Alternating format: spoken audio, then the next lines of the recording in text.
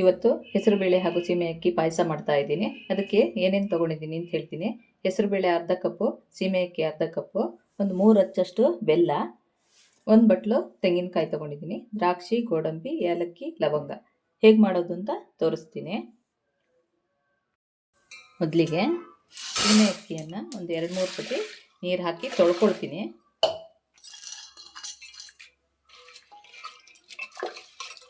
ಚೆನ್ನಾಗಿ ತೊಳಿಬೇಕು, ಒಂದು 2-3 ಸತಿ.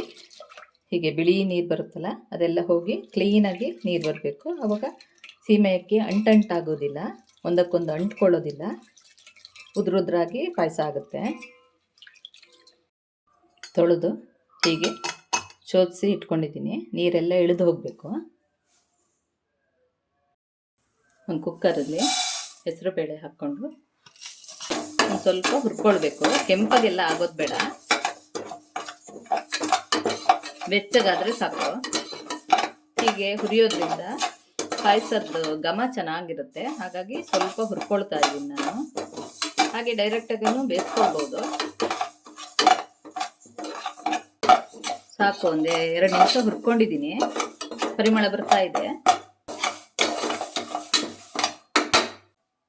ಈಗ ಇದಕ್ಕೆ ಎಷ್ಟು ಬೇಕೋ ಅಷ್ಟು ನೀರು ಹಾಕ್ಕೊಳ್ಬೇಕು.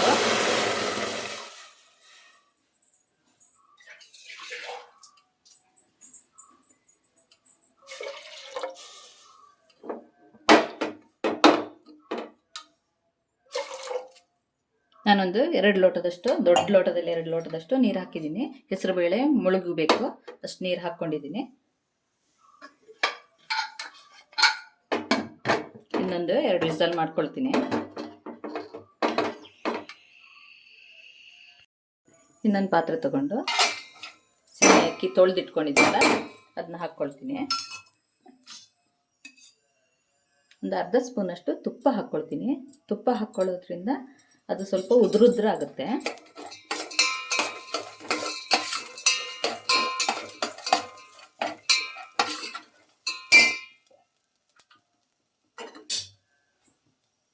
ನೀರು ಹಾಕಿ ಬೇಯಿಸ್ಕೊಳ್ತೀನಿ.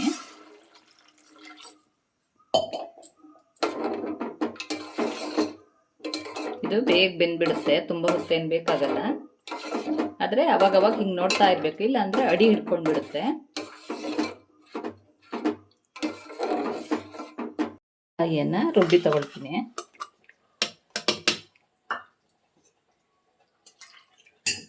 ಸ್ವಲ್ಪ ನೀರು ಹಾಕ್ಕೊಂಡು ರುಬ್ತೀನಿ. ರುಬ್ಬಿದ್ದಾಗಿದೆ. ಆದಷ್ಟು ನೈಸಾಗಿ ರುಬ್ಬಿದ್ದೀನಿ. ಬೆಲ್ಲ ಪುಡಿ ಮಾಡಿ ಇಟ್ಕೊಂಡಿದ್ದೀನಿ. ಇದನ್ನು ಕರಗಿಸ್ಕೊಳ್ತೀನಿ. ಈಗ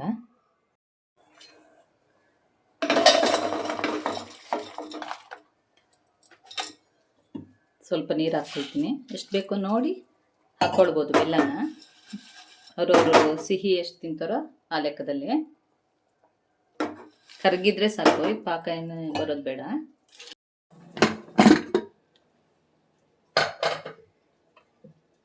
ಹೆಸರುಬೇಳೆ ಚೆನ್ನಾಗಿ ಮೆತ್ತಗೆ ಬೆಂದಿದೆ. ಇದನ್ನ ನಾನು ಸ್ವಲ್ಪ ಸ್ನ್ಯಾಚ್ ಮಾಡ್ಕೊಳ್ತೀನಿ. ಅವು ಪಾಯಸ ಚೆನ್ನಾಗಾಗುತ್ತೆ ಅಂತೇಳಿ. ಬೇಡ ಅಂದರೆ ಹಾಗೇನೆ ಇಟ್ಕೊಳ್ಬೋದು. ಸ್ವಲ್ಪ ಪಾಯಸ ದಪ್ಪ ಆಗುತ್ತೆ ಹೀಗೆ ಮಾಡಿಕೊಂಡ್ರೆ. ಒಂದು 10 ನಿಮಿಷ ಆಯಿತು. ಸೀಮೆ ಅಕ್ಕಿನೂ ಬೆಂದಿದೆ. ಇನ್ನೂ ಮಾಡಿದ್ರೆ ಕರಗಿ ಹೋಗಿಬಿಡುತ್ತೆ. ಸಾಕು, ಇದು ಸ್ಟವ್ ಆಫ್ ಮಾಡ್ಕೊಳ್ತೀನಿ. ಈಗ ಹೆಸರು ಬೇಳೆ ಬೇಯಿಸಿರೋದಕ್ಕೆ ಇದನ್ನು ಸೇರಿಸ್ಕೊಳ್ತೀನಿ.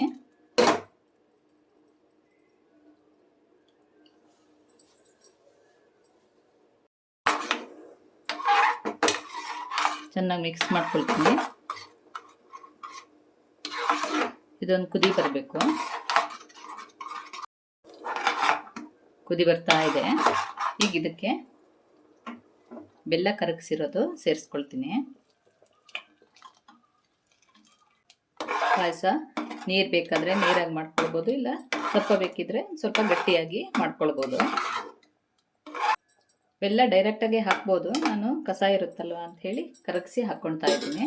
ಬೆಲ್ಲ ಚೆನ್ನಾಗಿದ್ದರೆ ಡೈರೆಕ್ಟಾಗಿ ಹಾಕ್ಕೊಂಡ್ರು ಅದು ಆಗುತ್ತೆ. ಈಗ ಇದಕ್ಕೆ ಕಾಯಿ ರುಬ್ಬಿದ್ನಲ್ಲ ಅದನ್ನೂ ಹಾಕ್ಕೊಳ್ತೀನಿ.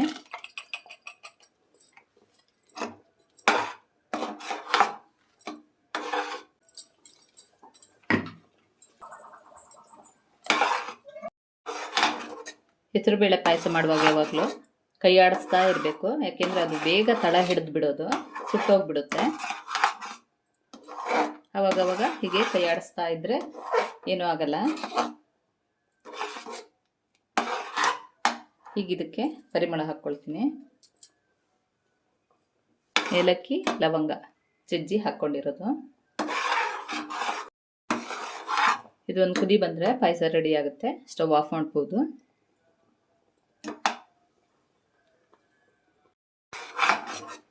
ಸಾಕು, ಚೆನ್ನಾಗಿ ಕುದಿ ಬಂದಿದೆ. ಸ್ಟವ್ ಆಫ್ ಮಾಡ್ಕೊಳ್ತೀನಿ. ಒಂದು ಬಾಣಲಿ ತಗೊಂಡು 1 ಸ್ಪೂನಷ್ಟು ತುಪ್ಪ ಹಾಕ್ಕೊಂಡಿದ್ದೀನಿ. ಗೋಡಂಬಿ ಹಾಕ್ಕೊಳ್ತೀನಿ.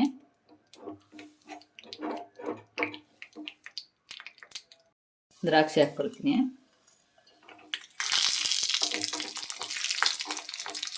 ಗೋಡಂಬಿ ಹಾಕಿ ಸ್ವಲ್ಪ ಹೊತ್ತಿನ ಮೇಲೆ ದ್ರಾಕ್ಷಿ ಹಾಕ್ಕೊಂಡ್ರೆ ಕರೆಕ್ಟ್ ಆಗುತ್ತೆ, ಇಲ್ಲಾಂದರೆ ದ್ರಾಕ್ಷಿ ಸುಟ್ಟೋಗ್ಬಿಡುತ್ತೆ. ಸಾಕು, ಇದು ಸ್ಟವ್ ಆಫ್ ಮಾಡ್ಕೊಳ್ತೀನಿ.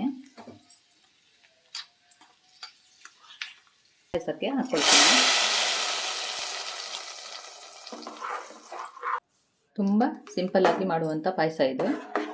ಹೆಸರುಬೇಳೆ ಸೀಮೆ ಅಕ್ಕಿ ಕಾಂಬಿನೇಷನ್ ತುಂಬ ಚೆನ್ನಾಗಿರುತ್ತೆ. ಅದಕ್ಕೆ ತೆಂಗಿನಕಾಯಿ ರುಬ್ಬೆ ಹಾಕಿರೋದ್ರಿಂದ ಟೇಸ್ಟು ತುಂಬ ಚೆನ್ನಾಗಾಗುತ್ತೆ.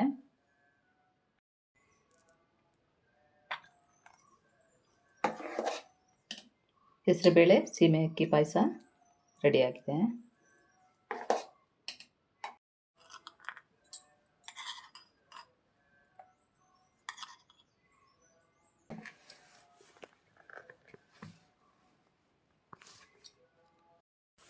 ಇವತ್ತು ತುಂಬ ಈಸಿಯಾಗಿ ಹಾಗೂ ಅಷ್ಟೇ ಟೇಸ್ಟ್ ಆಗಿರುವಂಥ ಸೀಮೆ ಅಕ್ಕಿ ಹಾಗೂ ಹೆಸರುಬೇಳೆಯಿಂದ ಪಾಯಸ ಮಾಡೋದು ಹೇಗೆ ಅಂತ ತೋರಿಸಿದ್ದೀನಿ. ಈ ವಿಡಿಯೋ ನಿಮಗೆ ಇಷ್ಟ ಆದಲ್ಲಿ ಲೈಕು, ಶೇರು, ಕಮೆಂಟ್ ಮಾಡಿ. ಸಬ್ಸ್ಕ್ರೈಬ್ ಮಾಡದೇ ಇರೋರು ಸಬ್ಸ್ಕ್ರೈಬ್ ಮಾಡಿ. Thank you.